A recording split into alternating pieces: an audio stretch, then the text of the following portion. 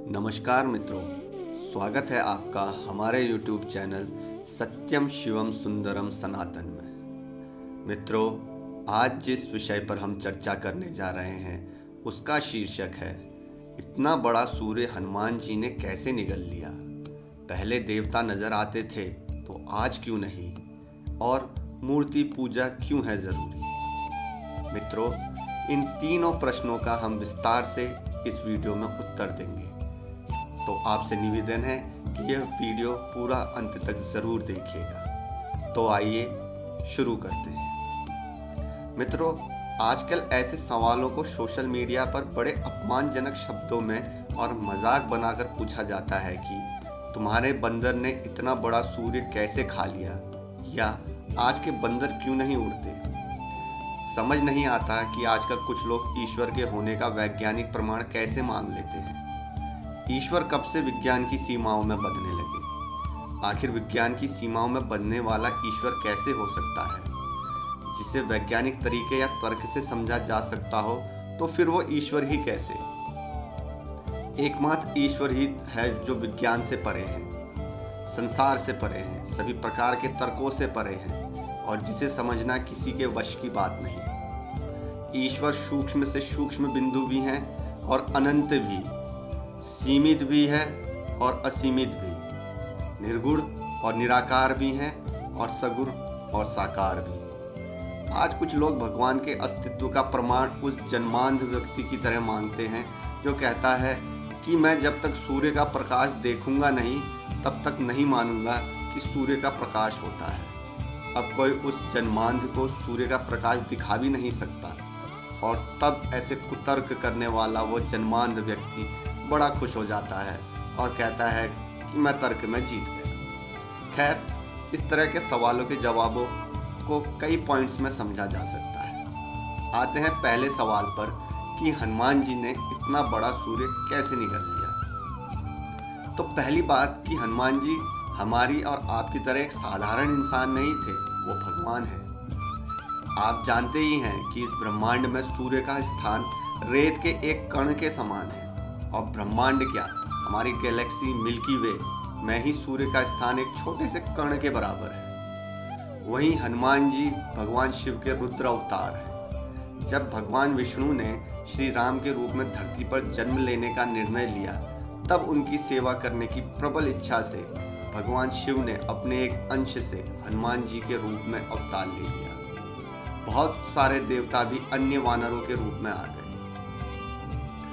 पहले एक छोटी सी कहानी सुनते हैं, उसके बाद फिर विज्ञान पे आते हैं। 14 साल के वनवास से लौटने के बाद जब सीता जी ने अपने लाडले पुत्र हनुमान जी के लिए पहली बार भोजन बनाया, तो हनुमान जी बस मजे से ही खाते चले गए। अब जब माता सीता जी भोजन बनाए तो भला हनुमान जी का पेट क्यों भरे। तो सीता जी भोजन बनाती चली गई और उनके पुत्र हनुमान जी मजे से खाते चले गए। आखिरकार जब सीता जी और उनकी सभी दासियां पूरी तरह थक गई, तब सीता जी को याद आया कि हनुमान जी तो भगवान शिव के ही रुद्र अवतार हैं, और शिव के उदर में तो पूरा ब्रह्मांड समाया हुआ है, भला इनका पेट कौन भर सकता है। तब सीता जी ने तुलसी पत्र में राम नाम लिखकर खीर में मिलाकर हनुमान जी को दे दी। उसे खाकर हनुमान जी एकदम तृप्त हो गए। यानी हनुमान जी श्री राम नाम से ही तृप्त होते हैं। अगर आप हनुमान जी के सामने रोज बैठकर प्रेम से श्री राम या सीताराम नाम का जप करते हैं, तो आपको हनुमान जी की कृपा प्राप्त हो जाएगी। अब जरा सोचिए कि जो ब्रह्मांड के समान ही विशाल है, जिनकी ये अनंत रचना है, उनके लिए छोटे से गर्म कण के समान सूर्य को अपने मुंह में रखना कौन सी बड़ी बात है। मित्रों, ब्लैक होल छोटे आकार के होते हुए भी असीमित शक्ति रखता है। उससे प्रकाश भी बाहर नहीं आ सकता। वो सूर्य जैसे कई तारों को निगल सकता है, यानी वो सूर्य जैसे कई तारों को अपने अंदर समा सकता है। इसी प्रकार हमारे हनुमान जी आकार में छोटे बड़े होते हुए भी अतुलित बल के स्वामी हैं। उनके लिए कुछ भी असंभव नहीं है। इसलिए तो कहा गया है, रामदूत अतुलित बल धामा। इसी के साथ यह भी हो सकता है कि यह बात रूपक या उपमा के रूप में लिखी गई हो, अर्थात बालपन में ही हनुमान जी में इतना तेज था कि सूर्य का तेज भी उनके सामने फीका पड़ गया। हनुमान जी के पास अष्ट महासिद्धि और 9 निधि हैं। अष्ट सिद्धियां दुनिया की सबसे बड़ी शक्तियां हैं, जिन्हें पा लेने के बाद व्यक्ति सर्वशक्तिमान हो जाता है। अपनी अणिमा, लघिमा, गरिमा, प्राप्ति, प्राकम्य, महिमा, ईशित्व और वशित्व आदि सिद्धियों का प्रयोग करके हनुमान जी अपना आकार और वजन सूक्ष्म मतलब ना के बराबर या कितना भी विशाल कर सकते हैं। जैसे लिखा भी गया है, सूक्ष्म रूप धरि सिंह ही दिखावा, विकट रूप धरि लंक जरावा। आप ये भी गौर कर सकते हैं कि जैसी शारीरिक शक्ति और चेतना आज से सैकड़ों हजार साल पहले के लोगों में होती थी, वैसी शक्ति आज के लोगों में नहीं है।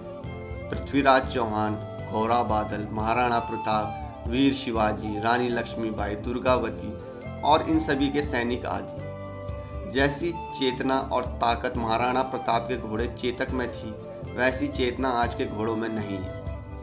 जैसा संस्कृत भाषा का ज्ञान पाणिनि को था, गणित का जैसा ज्ञान रामानुजन को था, वैसा आज के लोगों में नहीं।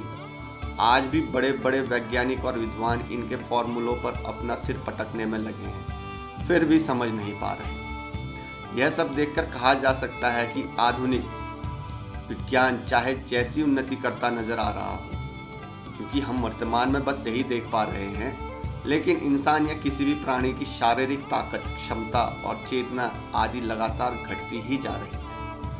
तो अगर हम कहें कि लाखों करोड़ों सालों पहले मनुष्य और प्राणियों की शक्ति क्षमता और भी ज़्यादा या बहुत ज़्यादा होती थी, तो इसमें कोई आश्चर्य की बात नहीं है।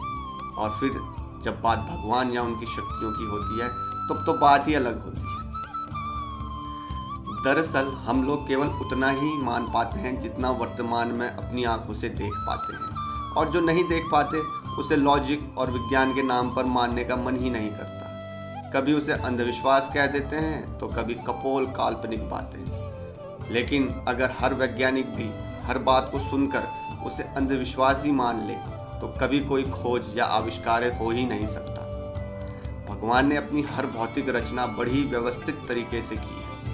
हर भौतिक रचना में वैज्ञानिक कारण भी बनाए गए हैं, क्योंकि अगर वह ऐसा ना करते तो चिकित्सा शास्त्र और विज्ञान आदि का जन्म ही ना हो पाता। मित्रों, अब आते हैं अपने दूसरे सवाल पर कि पहले देवता नजर आते थे तो आज क्यों नहीं। आपके सामने 2 चकमक पत्थर पड़े हैं। आप जानते हैं कि उनसे अग्नि जलाई जा सकती है, यानी उन पत्थरों में अग्नि को प्रकट करने का गुण है जो दिखाई नहीं देता। दही में मक्खन का गुण दिखाई नहीं देता, लेकिन होता है। यही ब्रह्मा है जो होते हुए भी दिखाई नहीं देते। इन गुणों अर्थात ब्रह्म को देखने के लिए या इन्हें अपने सामने प्रकट करने के लिए अपने मन को लगातार मथना पड़ता है, ज्ञान बढ़ाना पड़ता है, कर्म करना पड़ता है, अभ्यास अर्थात तप करना पड़ता है। एक उदाहरण देखते हैं। मई 2021 की न्यूज़ है। कोरोना वायरस लॉकडाउन में वाहनों की आवाजाही और फैक्ट्रियां बंद होने से प्रदूषण काफ़ी कम हो गया था। तब लोगों ने देखा था कि जिन स्थानों पर पहले तारे भी नज़र नहीं आते थे, वहीं पर 200 से 250 किलोमीटर की दूरी के पहाड़ भी नज़र आने लगे थे। लोगों ने बताया था कि उन्होंने ऐसा नज़ारा इससे पहले कभी नहीं देखा था। 30 साल के रमेश नाम के एक व्यक्ति ने कहा था कि उन्हें तो याद नहीं कि इससे पहले उन्हें घर से 180 किलोमीटर दूरी पर स्थित इस तरह पहाड़ कभी नजर आए हों।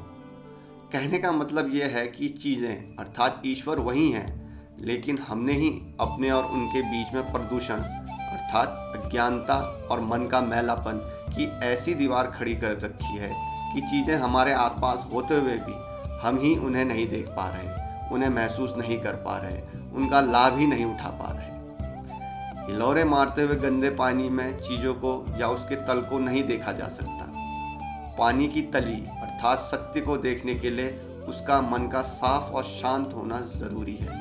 इसी प्रकार अंधेरे में अपने पास ही रखी चीज दिखाई नहीं देती, उसे देखने के लिए दिया जलाना पड़ता है। वाल्मीकि रामायण में उल्लेख है कि उस समय चंद्र तारों के साथ साथ ग्रहों से भी आकाश प्रकाशमान रहता था।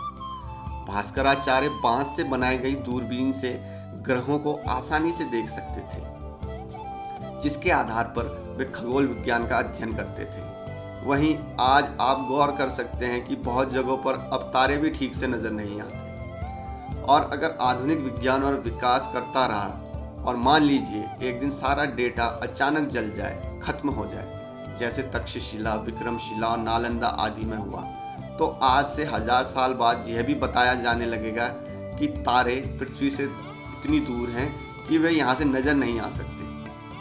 और अगर उस समय कोई कहेगा कि पहले के समय में आकाश में तारों को खाली आंखों से ही आसानी से देखा जा सकता था, तो शायद उस समय के लोग उस व्यक्ति पर हंसकर कहेंगे कि यह सब तो अंधविश्वास है, कल्पना है, नहीं तो आज नजर नहीं आते। तो कहने का मतलब यह है कि अगर जो चीज़ें आज नहीं होती या आज नहीं दिखाई देती, तो इसका अर्थ यह बिल्कुल नहीं है कि वह पहले भी नहीं होती थी। और फिर बहुत सी बातें विज्ञान और भौतिकता से परे भी होती हैं। किसी ने बिल्कुल सच कहा है कि हर त्रेता में श्री राम जन्म लेते हैं और हर द्वापर में श्री कृष्ण का जन्म होता है। हम समय चक्र में फंसे हुए हैं, अर्थात सब कुछ घट जाने के बाद हम पुनः हड़प्पा काल में अपना अस्तित्व खोजेंगे। मित्रों, अब आते हैं अपने तीसरे विषय पर, मूर्ति पूजा क्यों जरूरी है। किसी व्यक्ति ने एक संत से पूछा कि अगर भगवान हर जगह है तो मूर्तियों, मंदिरों की क्या जरूरत है। संत ने कहा, हवा हर जगह है, नहीं तो हम सांस नहीं ले पाते, लेकिन हवा को महसूस करने के लिए हमें पंखे की जरूरत पड़ती है। मूर्तियां और मंदिर हमें उस ब्रह्म या ईश्वर से जुड़ने का माध्यम बनकर हमारी मदद करते हैं। ये हमारे लिए एक सेतु का काम करते हैं। इस सेतु का निर्माण हमें ही करना पड़ता है अपने लिए, और इस सेतु की रक्षा भी हमें ही करनी पड़ती है अपने लिए। आकार को मन में धारण करके ही निराकार की कल्पना की जा सकती है। अगर आपके मन में कोई आकार ही नहीं होगा, कोई ईश्वरीय छवि ही नहीं होगी, तो आपका ध्यान करना बहुत कठिन हो जाएगा। वेदों को केवल आध्यात्मिक या ऐतिहासिक ग्रंथ मानना, यज्ञ शब्द को केवल आग जलाकर उसमें हवन डालने तक सीमित करना हमारी अज्ञानता है। यज्ञ का अर्थ है प्रयोग और यज्ञशाला का अर्थ प्रयोगशाला। इंद्र भगवान से बारिश के लिए प्रार्थना करना मात्र एक प्रार्थना नहीं, बल्कि विज्ञान के माध्यम से बादलों के निर्माण से संबंधित है। मूल वेदों का अगर सही अर्थ समझ आ जाए तो पता चलेगा कि वेद ही असली विज्ञान है। तो मित्रों, यह थी आज की हमारी वीडियो। मित्रों, आशा करता हूँ आपको हमारी यह वीडियो पसंद आई होगी, और अगर आपको हमारी यह वीडियो पसंद आई है तो हमारे इस वीडियो को लाइक और शेयर करना बिल्कुल मत भूलिएगा, और हमारे चैनल को सब्सक्राइब करना भी बिल्कुल मत भूलिएगा। तो मित्रों, मिलते हैं अगले किसी और वीडियो में। तब तक के लिए हर हर महादेव।